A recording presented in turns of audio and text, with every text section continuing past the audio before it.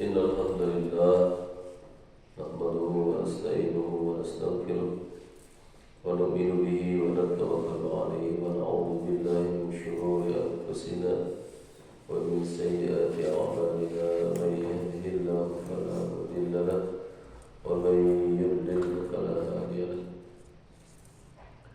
Asyhadu an la ilaha illallah wahdahu la syarika lahu wa nashhadu anna sayyidana wa nabiyyana wa maulana Muhammadan abduhu wa rasuluhu alladzi la nabiyya ba'dahu. Allahumma salli wa sallim wa barik ala sayyidina Muhammadin nabiyil ummi wa ala alihi wa ashabihi ajma'in, amma ba'd. Jemaah salat subuh yang dimuliakan Allah Subhanahu wa taala, alhamdulillah, dan kita bersyukur kita kepada Allah Subhanahu wa taala. Di pagi hari ini Allah Subhanahu wa taala masih berikan terus kesempatan kepada kita untuk menghambakan diri kepada Allah Subhanahu wa taala melalui berjamaah salat subuh.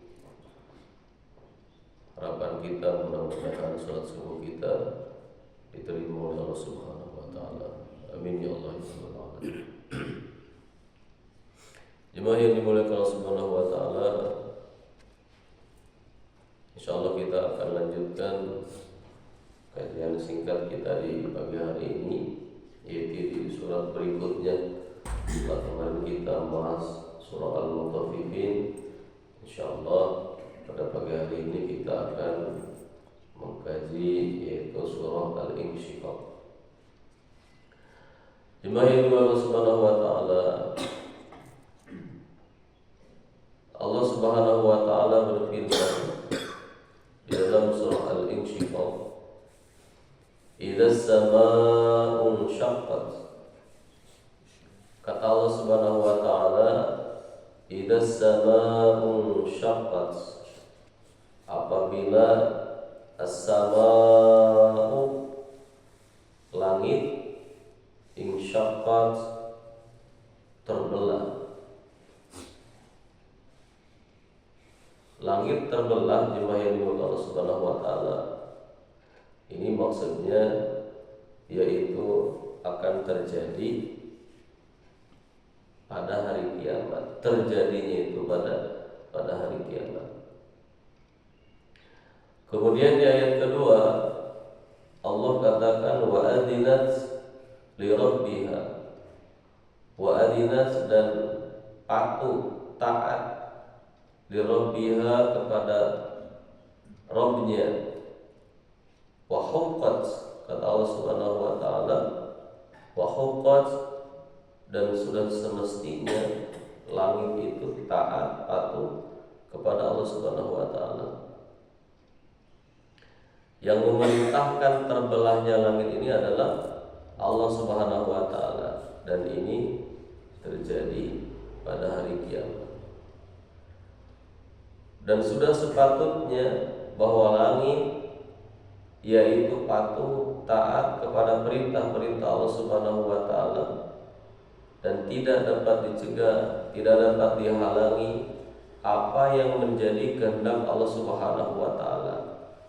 Dialah Allah Subhanahu wa taala yang mengalahkan segala sesuatu, dan segala sesuatu tunduk kepada Allah Subhanahu wa taala. Termasuk makhluk-makhluk yang ada di dunia ini, semuanya tunduk kepada Allah Subhanahu wa taala. Utuhnya satu benda, rusaknya satu benda, itu karena ada kehendaknya Allah Subhanahu wa taala. Kemudian di ayat yang ketiga Allah katakan wa idzal ardu muddat. Wa idzal ardu, dan apabila bumi muddat, yaitu diletakkan, yakni digelarkan, dihamparkan atau diluaskan. Jemaah yang dimuliakan Subhanahu wa taala, dalam sebuah hadis dikatakan qala Ibnu Jarir rahimahullah haddatsana Ibnu Abdul A'la حدثنا ابن ثور عن معمر عن الزهري عن علي بن حسن أن النبي صلى الله عليه وسلم قال إذا كان يوم القيامة مد الله الأرض مد الأديم حتى لا يكون لبشر من الناس إلا موضع قدميه فأكون أول من يدعى وجبريل عن يمين الرحمن والله ما رآه قبلها فأقول يا رب إن هذا أخبرني أنك أرسلته إلي ويقول الله تعالى عز وجل صدق ثم اشفع فأقول يا رب عبادك عبدوك في أطراف الأرض قال وهو المقام المحمود. Di dalam hadis baginda Nabi Sallallahu Alaihi Wasallam yang diterima yaitu dari Ibnu Jarir, dari Ibnu Abul A'la, dari Ibnu Saur, dari Ibnu Ammar, dari Az-Zuhri, dari Sayyidina Ali bin Husain bahwa Nabi Sallallahu Alaihi Wasallam pernah bersabda, apabila hari kiamat terjadi, maka Allah Subhanahu Wa Taala akan menghamparkan bumi menjadi rata seperti selembar kulit yang dihamparkan. Karena memang bumi ini akan dihancurkan sama Allah Subhanahu wa taala. Saking ratanya itu bumi, kata Rasulullah SAW, sehingga tidak ada tempat bagi seorang manusia kecuali hanya tempat bagi kedua telapak kakinya. Kenapa? Karena semua makhluk ketika itu dibangkitkan oleh Allah Subhanahu wa taala. Maka aku adalah orang yang mula-mula dipanggil. Kata Rasulullah, aku ini adalah orang yang pertama kali dibangkitkan oleh Allah Subhanahu wa taala. Sedangkan Jibril alaihissalam berada di sebelah kanan Allah Subhanahu wa taala. Demi Allah, kata Rasulullah, aku belum pernah melihatnya sebelum itu. Kemudian Rasulullah SAW bersabda, ya Allah, sesungguhnya malaikat ini, yaitu malaikat Jibril, telah memberitahukan kepadaku bahwa engkau yang mengutus kepadaku. Dan Allah Subhanahu wa taala berfirman, benar. Kemudian aku mohon syafaat dan aku katakan, ya Allah, tolonglah hamba-hambamu yang menyembahmu sebagai di berbagai penjuru bumi. Kemudian Sayyidina Ali bin Hasan menjelaskan bahwa itulah yang dimaksud dengan Ahkamul Mahmud, yaitu kedudukan yang terpuji. Jemaah yang dimaksud Subhanahu wa taala, keadaan dunia ini akan dihancurkan sama Allah Subhanahu wa taala. Di surah-surah sebelumnya, surah An-Nazi'at, ya, di situ pun diceritakan bagaimana tentang terjadinya hari kiamat. Kemudian surah Abasa masih menceritakan tentang terjadinya hari kiamat. Dan di sini di surah Al-Insyiqaq pun sama. Allah Subhanahu wa taala mengulang-ulang kejadian ini di dalam Al-Qur'an.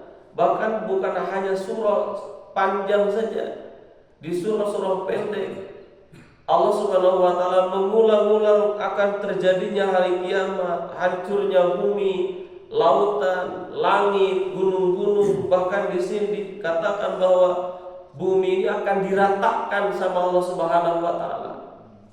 Rata seperti tipisnya kulit, rata jemaah yang dimuliakan Allah. Dan akan dibangkitkan seluruh manusia. Kenapa Allah ini mengulang-ulang tentang keadaan atau terjadinya hari kiamat? Supaya manusia ini yakin, Pak. Karena perkara yang diulang-ulang itu biasanya menjadi keyakinan. Contoh, kalau kita lapar, yang diulang-ulang itu apa? Makan nasi, makan nasi. Kalau belum makan nasi, lapar itu belum hilang, Pak. Walaupun sudah makan bala-bala, ini logikanya. Walaupun sudah makan gorengan, enggak hilang lapar itu. Karena sudah jadi keyakinan kalau lapar itu harus makan nasi. Diulang-ulang sama kita. Kemudian sakit, ya, Karena terus diulang-ulang, kalau sakit ini harus ke dokter, harus ke obat. Bahkan kita sudah punya keyakinan kalau sakit kepala obatnya ini, kalau sakit gigi obatnya ini. Terus diulang-ulang disampaikan sama dokternya. Maka jemaah yang dimuliakan Allah, menjadi keyakinan dalam diri kita. Menjadi keyakinan. Atau contoh lagi, di televisi misalkan diiklankan ya, untuk membersihkan pakaian itu dengan rinso. Terus diiklankan, diulang-ulang. Maka apabila kita mau nyuci, ingatnya itu. Ini maksudnya Allah nih, mengulang-ulang keadaan terjadinya hari kiamat, supaya kita ini yakin bahwa hari kiamat itu betul-betul akan terjadi. Dan kita yakin bahwa kehidupan itu bukan hanya di dunia ini. Dunia akan dihancurkan sama Allah Subhanahu wa taala. Dan di dalam hadis yang panjang ini jemaah yang dimuliakan Allah, Rasulullah SAW menggambarkan dunia setelah dihancurkan, diretakkan sama Allah Subhanahu wa taala, maka manusia akan dibangkitkan. Dan yang pertama kali akan dibangkitkan Allah Subhanahu wa taala adalah Rasulullah SAW dan malaikat Jibril alaihissalam. Dibangkitkan sama Allah Subhanahu wa taala. Karena risaunya Nabi, khawatirnya Nabi kepada umat, jemaah yang dimuliakan Allah. Khawatirnya Nabi kepada umat, sehingga Nabi terus berdoa kepada Allah, tolonglah hamba-hambamu ya Allah. Siapa yang dimaksud hamba-hambamu ini? Yaitu kita, umatnya Rasulullah SAW. Ratanya bumi diratakan sama Allah Subhanahu wa taala dalam hadis ini, sehingga tidak ada satupun tempat jemaah yang dimuliakan Allah di pelataran yang sangat rata tersebut kecuali hanya bisa diisi dengan 2 telapak tangan. Tidak ada tempat. Kenapa jemaah yang dimuliakan Allah?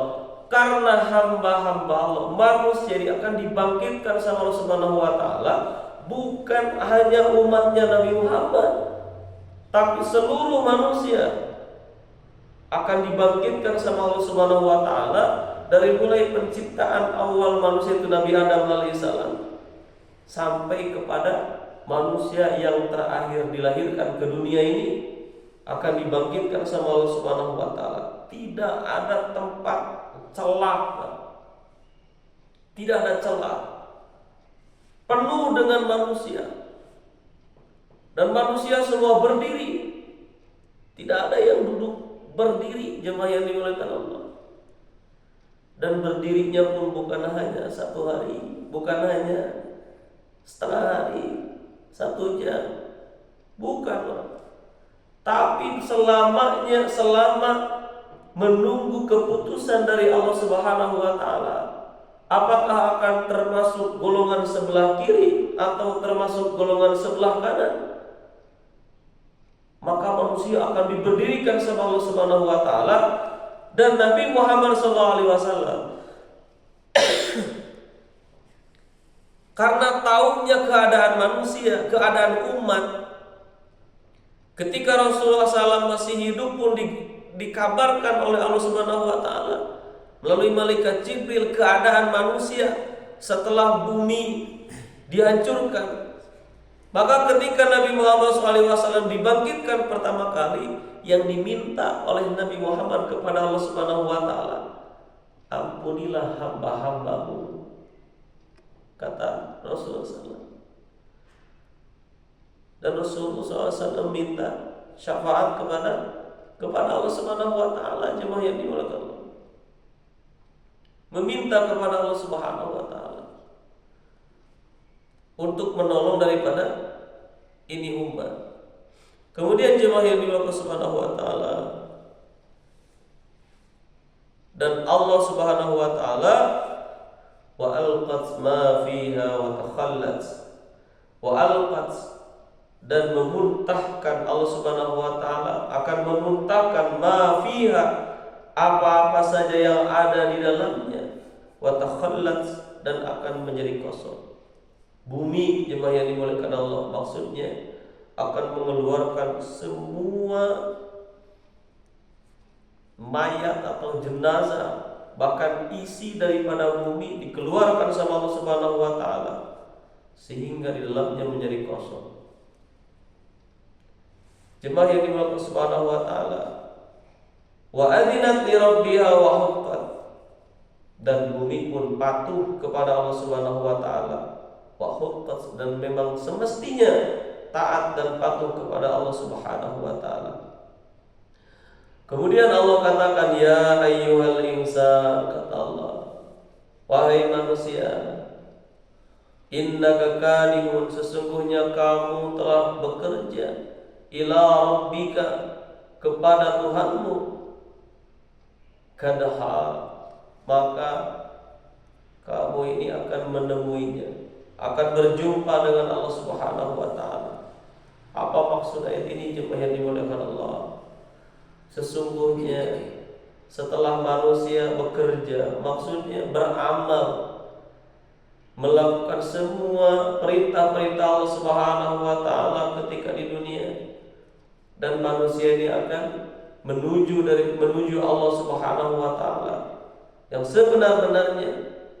Kemudian manusia ini akan menjumpai Allah Subhanahu wa taala dan menjumpai amal-amal perbuatan yang ketika di dunia yaitu diamalkan atau dilakukan. Maka jemaah yang dimuliakan Subhanahu wa taala, Rasulullah SAW bersabda, malaikat Jibril alaihi salam berkata kepada Rasulullah, ya Muhammad, isma syi'ta fa innaka mayyitun, hiduplah kamu sesuka kamu, fa innaka mayyitun, tapi ingat kamu ini akan mati. Wahbib ma syi'ta, cintailah sesukamu, apapun yang kamu punya, benda-benda yang kamu punya, mau itu benda mati ataupun benda hidup. Wahbib ma syi'ta, sukai, cintai suka kamu, tapi ingat, fa innaka mufariquhu, ingat kamu ini akan berpisah. Wa'mal ma syi'ta fa innaka mulaqih, dan beramallah kamu ini sesuka kamu, tetapi ingat, fa innaka mulaqi, ingat kamu ini akan berjumpa dengan amal kamu. Setiap amal ini akan ada balasannya. Jemaah yang dimuliakan Subhanahu wa taala, Nabi menginginkan bagaimana keadaan diri kita, keadaan umat ketika menghadapi daripada kehidupan, senantiasa ingat kepada Allah Subhanahu wa taala. Sehingga ini hadis gambaran saja buat kita.